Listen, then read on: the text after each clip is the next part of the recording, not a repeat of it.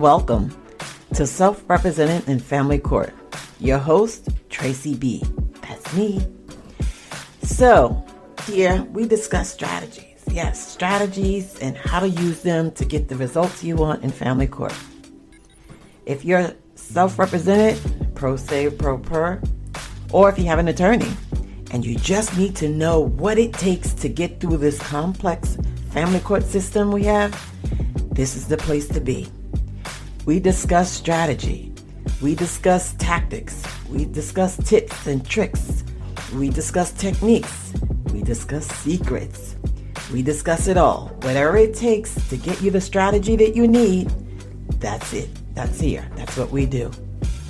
So sit back, take notes, and kick ass. Hello there. It's me, Tracey Bee, and you're listening to a new episode of Self-Represented in Family Court. So I wanted to take some time today to talk to you about lawyers.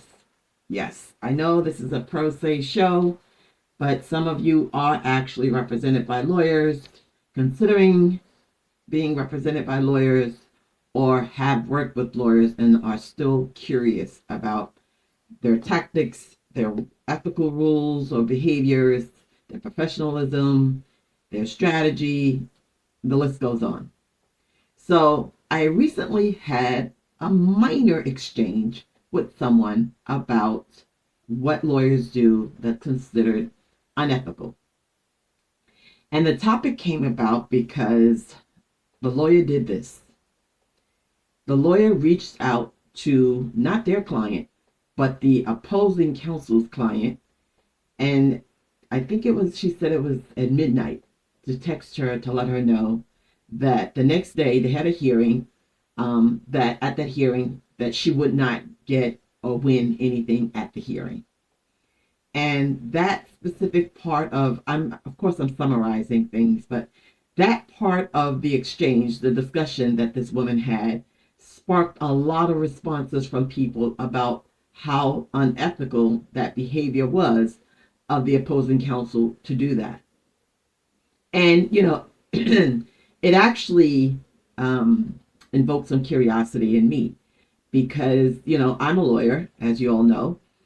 And, when you're a lawyer and you're looking at things from the litigant's point of view, sometimes the lines get a little foggy, gets a little mirrored, gets a little blurry.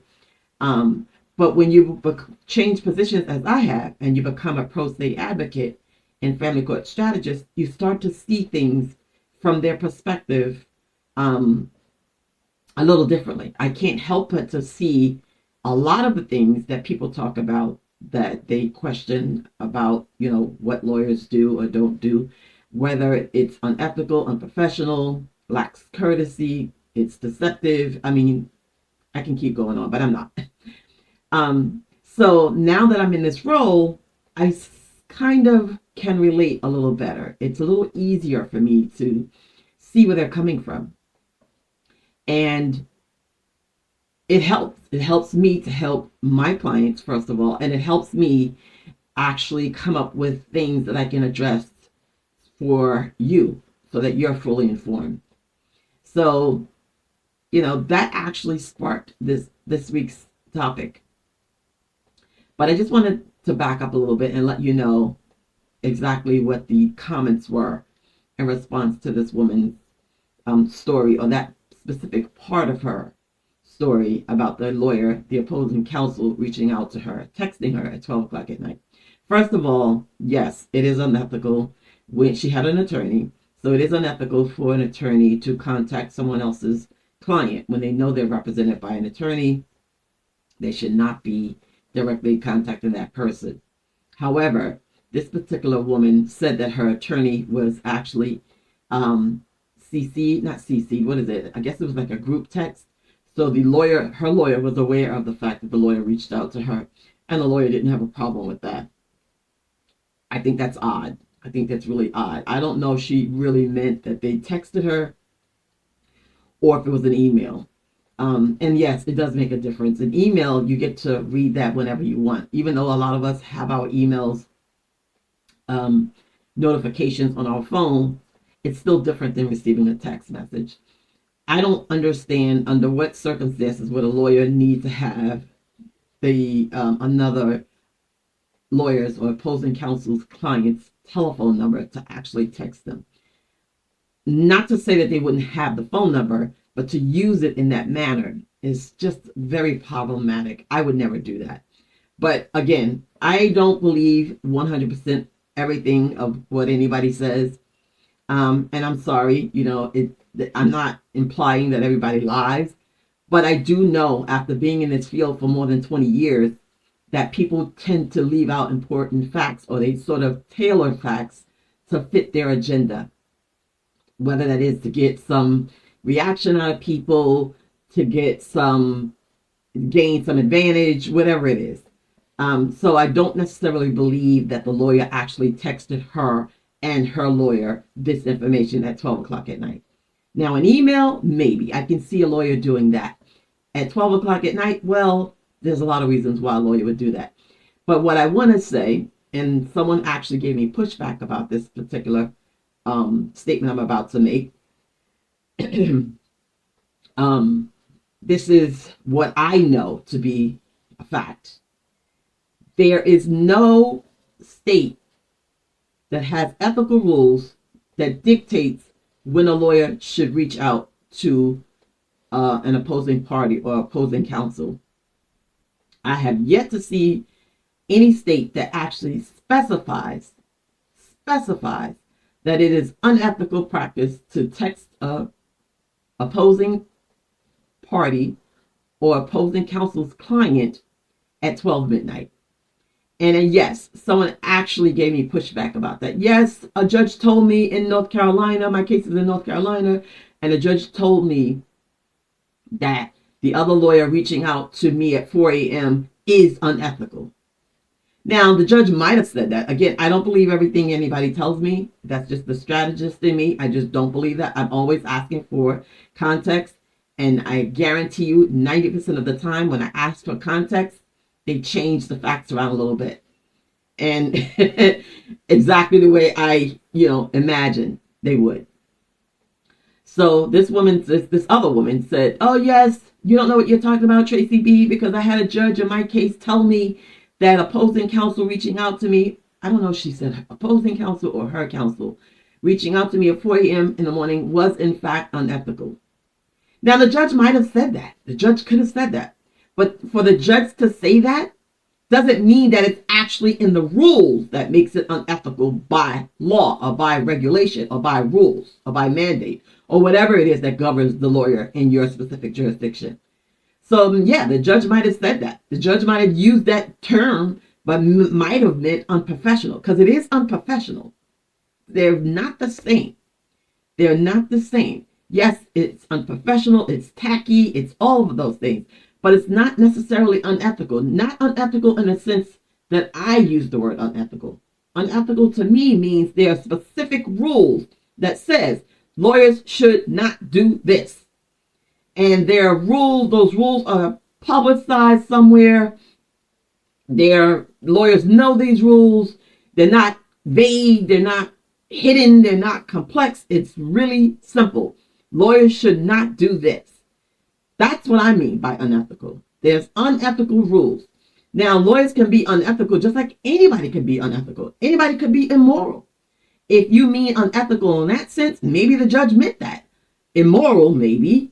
Like I said, unprofessional, lacking couth, tacky, but unethical by the sense that there's a rule that they're violating. And I stress that because a lot of people were suggesting that she files a complaint against this lawyer. And that's why I'm bringing this up. That's why I'm addressing this issue today, because if you're trying to file a complaint against a lawyer for doing something you don't like, or you think it's unprofessional, or you think it's immoral, or you think it's tacky, or whatever you think, it doesn't mean that it's actually going to go anywhere. Because unless there are specific rules that dictate that the lawyer should not be doing this, then you're basically wasting your time. And don't get me wrong, there might be an instance where the Bar Association or whomever the grievance committee is that oversees these kind of complaints against lawyers might actually do something to actually publicly or professionally punish them or warn them or take action against them. The chances are very slim. If there are no specific rules that you can actually point to that they broke or violated, the actual action or the consequences are going to be very slim. Now, you may be able to get, I don't know, write a bad review about them and get them to, lose clients or whatever. You may be able to bring that up to your specific judge and maybe get the judge to issue an admonition in the courtroom about their behavior. But anything beyond that, especially as a pro se litigant, you don't have the same, and I'm sorry, most of you know, I don't sugarcoat things, I don't lie. You don't have the same footing as a lawyer. So even if you say to the judge, hey, this lawyer reached out to me at midnight, I thought it was really unprofessional, tacky, immoral, unethical, and the judge says to the opposing counsel, yes, counselor, you didn't have to do that. That was really immoral. That was really tacky. That was very unprofessional, intimidating, whatever they choose to characterize it as. It's not going to have the same effect as if a lawyer said that to the judge. So, and I say this because I am not a fan of pro se litigants going to court trying to get a judge to admonish their peer, their professional peer, their colleague in court, in open court. They're not going to do that. If they do, please call me, email me, show me the transcript, let me know it happened in your specific circumstances. So, no, it's not going to work. Please find the rules. Find the rules that applies to lawyers, go through them, and see if something they've said, something they've done actually violates a specific provision in those ethical rules or guidelines. Every single state has them. The American Bar Association has they have like a standard that most states use. They either copy it exactly or they use that as a guideline and they create their rules. Those rules have been in place since lawyers been in place. Well, not exactly, but and I say that too because some lawyers forget what the rules say. Some, lawyers don't walk around with a copy of the rules in their back pocket or in their purse. Most lawyers don't. Or saved on their phone. Some do. And even if they do, they're not going to refer to them all the time. Well, some anal lawyers do that. Some ethical lawyers do that. But not all. So they might do something. And even if they do, sometimes in the heat of the moment, lawyers are human too. In the heat of the moment, they may mess up and do something that violates a rule. But how would you know that? You wouldn't, because you're going by your own standard of what professionalism is, or behaving morally or ethically or professionally or tactfully. You're going by your own standard. That's not how it works. That's not how it works. You have to find those rules. Google them. Lawyers' rules of ethical or in professional responsibility, and add your state. It will come up. And go through them. There will be something in there for almost every area of importance when it comes to the practice of law. If you don't see it, doesn't mean it doesn't exist. It may be in vague language or complex language that you just don't understand. If that's the case, don't try to do it on your own. Ask another lawyer. There are ethics lawyers out there. Find one of those. Find a lawyer who specializes in ethics and professional responsibility.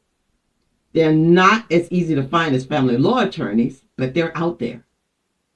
Ask them if there is an issue, if there is something that you should actually write a complaint, a bar complaint over. Ask them. But to think that you're going to get a lawyer disbarred, for one, rarely happens. Not because you say they were unprofessional or unethical or done something unlawful or illegal. It's not that easy. So if you think, yeah, I'm going to file a complaint.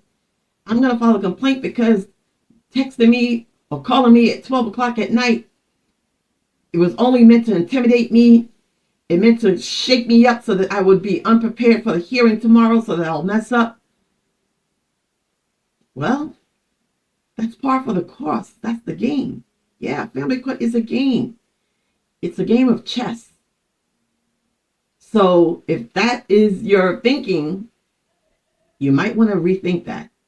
Try a different approach, a different way to address that.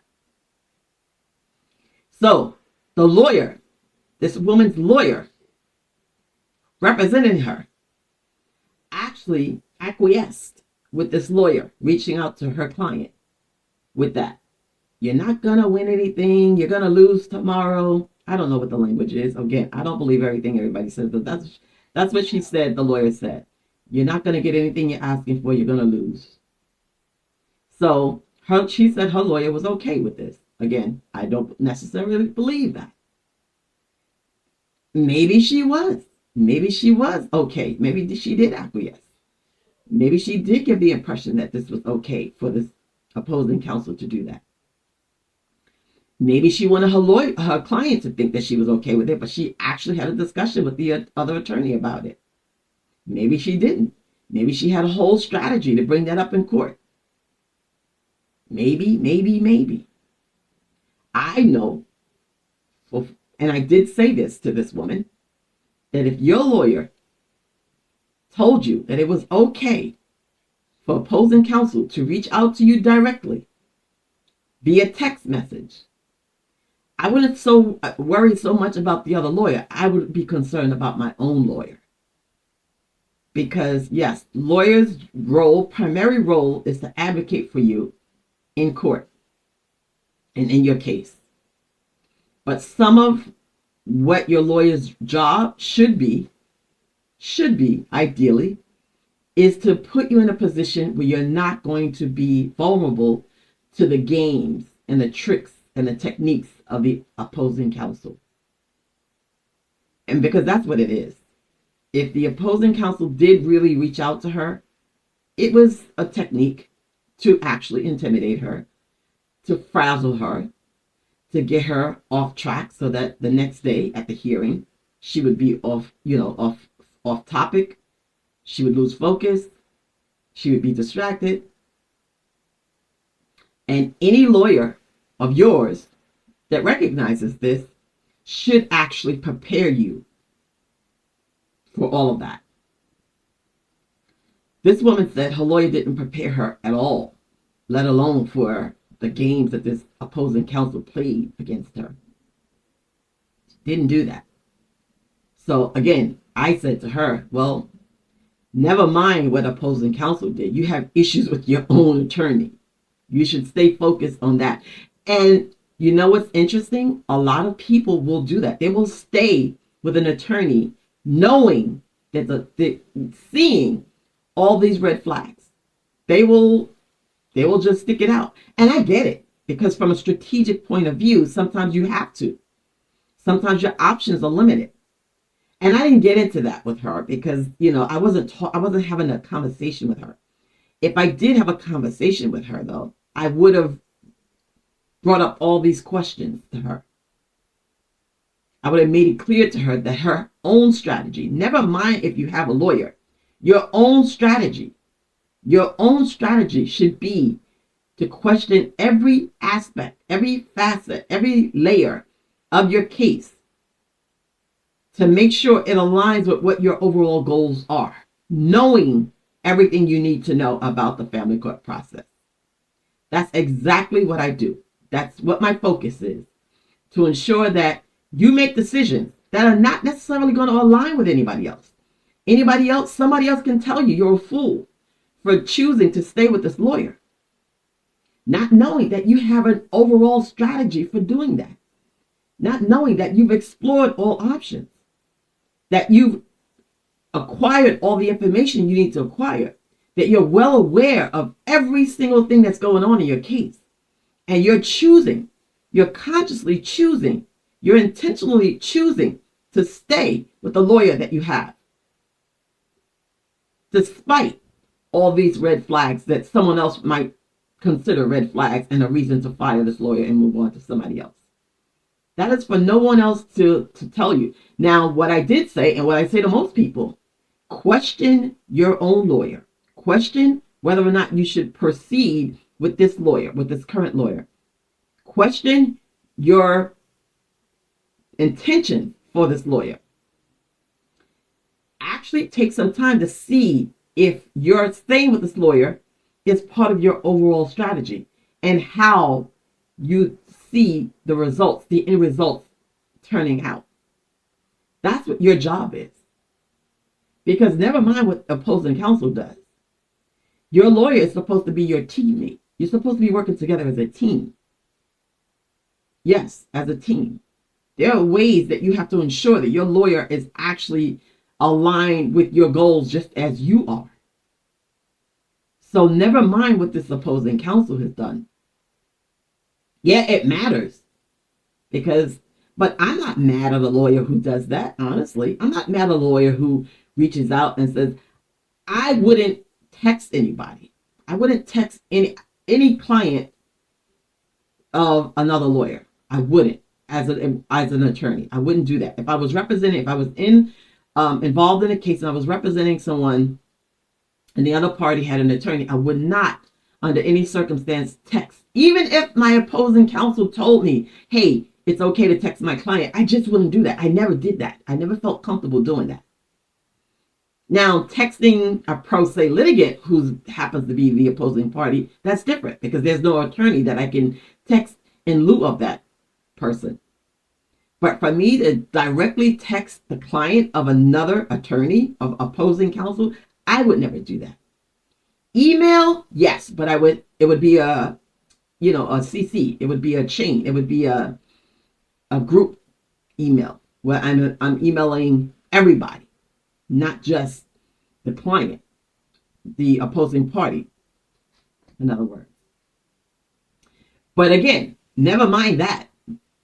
This woman needed to focus on her own attorney because there might have been some ethical issues with her own attorney. And she had a better shot of addressing the issues of her own attorney than opposing counsel. She had a better shot of raising those issues to a judge or to the bar committee or the grievance committee. She had a better shot of raising some legitimate concerns of hers because her attorney obligation is to her. Opposing counsel's obligation is not to her. It's to their client, his own client. So you have a better shot of bringing up the impact of unethical or unprofessional behavior that your own attorney had on your case than it is for you to bring up those same concerns that opposing counsel unprofessional or unethical behavior has on your case. Again, the rules apply to lawyers no matter who they represent. But the reason I make that distinction is because the impact, if you want to talk about the impact, and you should talk about the impact of unethical behaviors or unprofessionalism, you want to talk about the impact that it has on your case, the impact that your lawyer's behavior has on your case is more identifiable than the impact the behaviors of opposing counsels has on your case. I hope you see that distinction. Yes, and I, again, want to stress that the ethical rules applies to all lawyers. So that isn't to say that opposing counsel gets to treat you the way they want to and violate rules. That's not that. It's just easier to show the bias or the prejudice or the negative impact, the unfairness, the prejudice that your lawyer has on your case, your lawyer's behavior has on your case than opposing counsel's. So stay focused on that. So again, I just wanted to wrap this up by saying this. Everything you think a lawyer should or should not do, you're entitled to that. We're lawyers.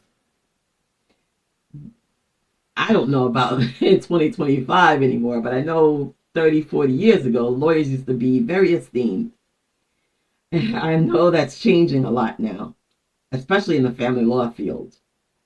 Lawyers in the family law field happens to have the highest dissatisfaction rate in the whole entire area of law. And it's interesting because one would think that criminal lawyers would hold that title. But nope, they don't. And after having practiced criminal law and then shifting to family law, I see why. I see why.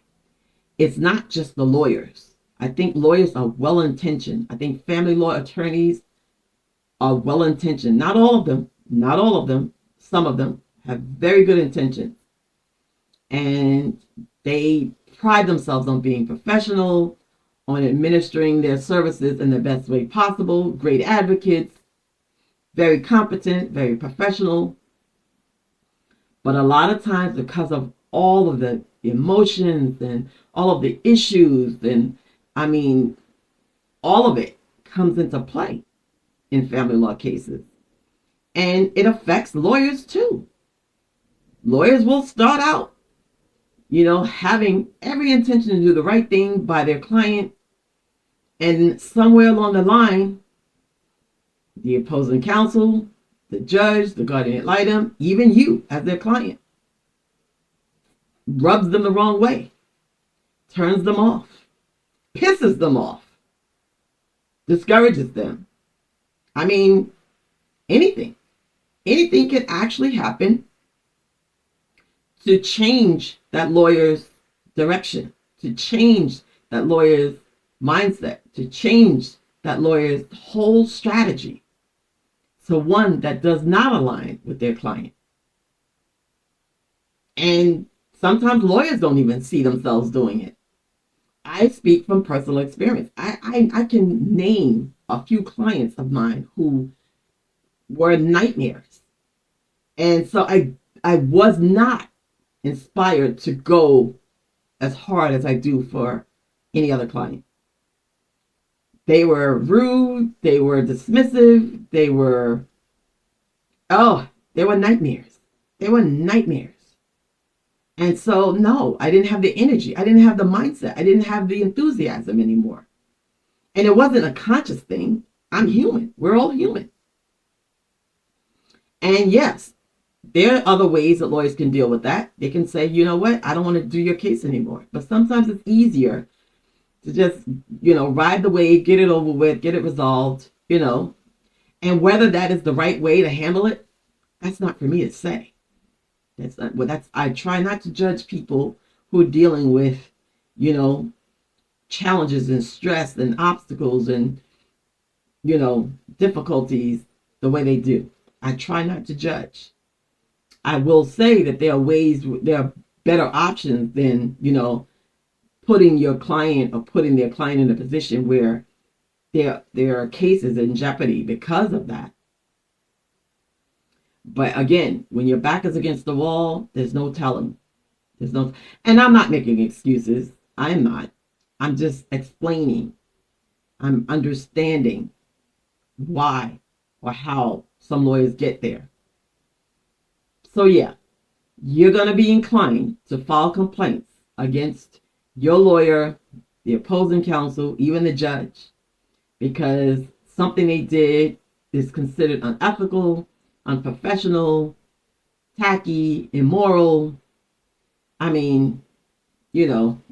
Whatever. It could be one or all of those things. What you do with that should be part of your strategy. Filing a complaint or not should be part of your strategy. The consequences of you choosing either way should be part of your strategy. What you do with that information should be part of your strategy. But if you're going to go that option of trying to file a complaint, first understand what the rules, the ethical rules are for lawyers in your specific jurisdiction, please. Because yes, filing a complaint that's, baseless or meritless, it does so many things. It discourages you. It puts a bad taste on in the judge's mouth. It might have an impact on the overall outcome of your case. It labels you in from the lawyer's perspective. I mean, some people just think they should file a complaint about every little thing. And that's not the thing to do. Lawyers will fire you. Lawyers will lose enthusiasm for you. Lawyers will acquiesce and not go to bat for you because of the way you handle things or the way you address things. Be mindful of that. Be very mindful of that. All right. So that's it. That's all I have for you today. Thank you so much for tuning in. Hey, I wanted to actually remind you that the course is ready. The Family Court Playbook course is finally ready. This course is so deep. There's so much information. And I'm still adding because it's a drip content course. So you don't get access to the whole course at one time. It's stripped out to you.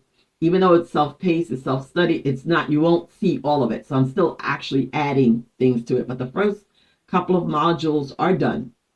And I'm still adding. I've been adding to this course since last year because every day or every few days there's a new, topic that I want to add. The recent section I added, believe it or not, was using AI in family court, using AI in your family court case. And most of you who know me know that I was not a big fan of using AI, but I am now.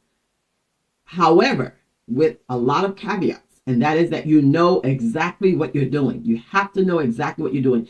AI is not a replacement for representation. It's not a replacement for critical thinking. It's not a replacement for creating your own strategy. It's not a human. It's not a human. You still need to use your own judgment, your own problem-solving skills. You need to use your own reasoning, your own analytical skills when you're actually using it. So yes, I added a section about using AI successfully or effectively, at least, in family court. So this course is now $199 because the special had ended on February 17th, but $199, it should actually be priced at $499 or up. That's how intense it is. And at some point, it probably will go up to that much because this course has exercises, it has practical tips, it has strategic tips, it has so much. It has so much. That's why it's taking so long to get through the other modules because I'm constantly updating and adding things as I, have conversations with people, as I have these moments of creative moments that lead me to come up with new ideas to add. I mean, there's no other course out there like this. It's specifically focused and tailored to pro se litigants in family court, but it's extremely helpful if you have an attorney as well, because there's so many things that I explain to you from a perspective that your own lawyer or any lawyer is just not going to take the time to explain. So, and you know me, I am here to inform you, to boost your confidence, to help you shift your mindset, and most of all, to actually give you back the control, give you back the power and control over your own divorce and or custody case. And that's exactly what this course is doing. This family court is so multi-layered, multifaceted, multi-directional. There's so many key pieces to family court. There is so much information that you need to know, which is why it took me almost all year, last year, and up until now, and still working on it to do this course, because I did not want it to be a course like any other course that's out there. And I've taken quite a few family court courses or family law courses. My course is different because it's not just family law, it's the family court process. It focuses a lot on the family court process, because it is the process, it is the experience that you need to be well aware of. It's not just the law. You can Google the law, but if you don't know how the family court process plays an integral role in your case, in the outcome, you're just lost. That's a lot of the reason why pro se litigants fail, don't have a clue, because they don't understand the process.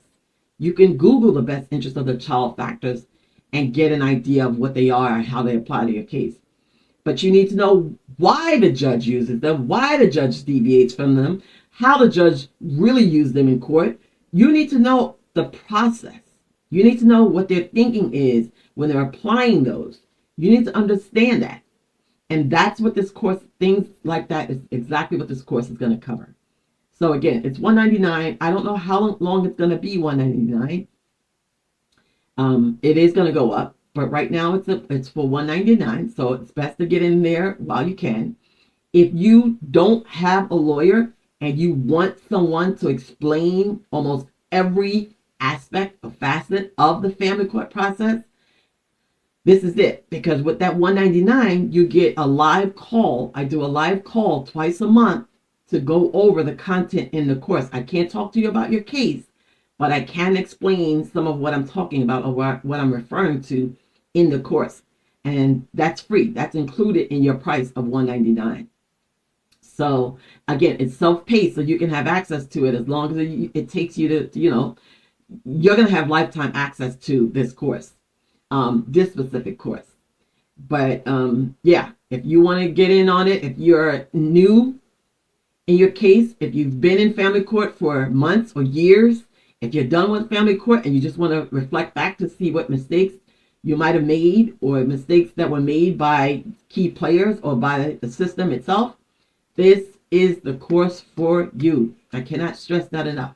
So if you're interested, please feel free to visit my website at www.thedivorcesolutionist.com and /contact us.